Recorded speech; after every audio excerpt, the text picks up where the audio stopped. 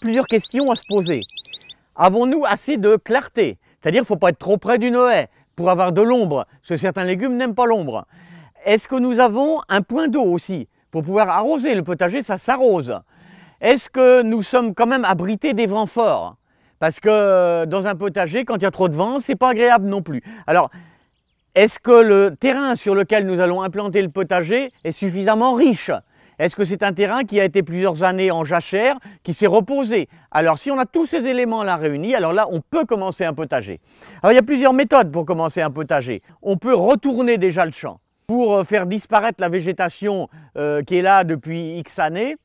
Et puis après on commence à l'aide d'un petit motoculteur, d'une grelinette ou de tout un tas de choses à aménager des parcelles. Moi je dirais, si on a un champ qui n'est pas infesté par des herbes sauvages, comme du liseron, comme du chardon, des choses comme ça, je dirais on tond d'abord. On tond la végétation, si c'est un genre d'herbe gazonnante, et puis après on découpe en parcelles. Alors ces parcelles peuvent être constituées de planches de bois, elles peuvent être constituées d'osier, de choses comme on voyait beaucoup au Moyen-Âge, des plessis par exemple, hein. Et puis dans chaque plessis, on va cultiver des légumes racines, des légumes feuilles, des aromates et des fleurs également. C'est plus joli, en plus ça attire les insectes polliniseurs. Ne pas oublier de mettre beaucoup de labiacées qui vont attirer les abeilles pour polliniser votre potager. Je suis plus partisan d'alterner les cultures, c'est-à-dire que là où on va mettre des tomates ou des pommes de terre cette année, il ne faudra pas en remettre l'année prochaine. Donc on va faire plutôt par carré, c'est-à-dire que si vous plantez vos tomates, vos pommes de terre, l'année d'après vous allez plutôt mettre des salades ou mettre des choux de façon à éviter d'abord les maladies, et puis quand même les plantes épuisent un certain nombre d'éléments dans le sol qui ne sont pas les mêmes selon les différents légumes. Donc moi je suis plus partisan de cette méthode d'alternance.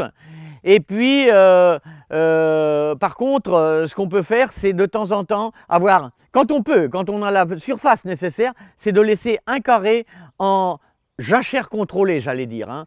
C'est-à-dire qu'on tond régulièrement, la terre se repose et au bout de 2 ans, 3 ans, on reprend ce carré et on alterne un autre carré en jachère contrôlée pour reposer le sol quand même, hein. La question de se poser, comment va-t-on dispatcher les légumes dans un potager? Est-ce qu'on consacre une parcelle où tous les légumes vont être mûrs en même temps, ce qui est pas toujours évident parce que les pommes de terre vont se ramasser avant les tomates, les salades vont se ramasser au cours de la saison. Donc moi je suis plus partisan de ce qu'on appelle entre guillemets aujourd'hui la permaculture, c'est-à-dire la culture permanente, c'est-à-dire de toujours avoir une plante qui occupe le sol. Quand on a fini de ramasser les pommes de terre, on peut très bien repasser un petit engin pour émietter la terre, enlever les mauvaises herbes et replanter. Les pommes de terre, généralement, on récolte ça dans le courant de l'été. On peut très bien replanter des salades d'hiver, comme des chicons, qui vont se ramasser à partir du mois de novembre jusqu'au début du printemps, en février, quoi, hein.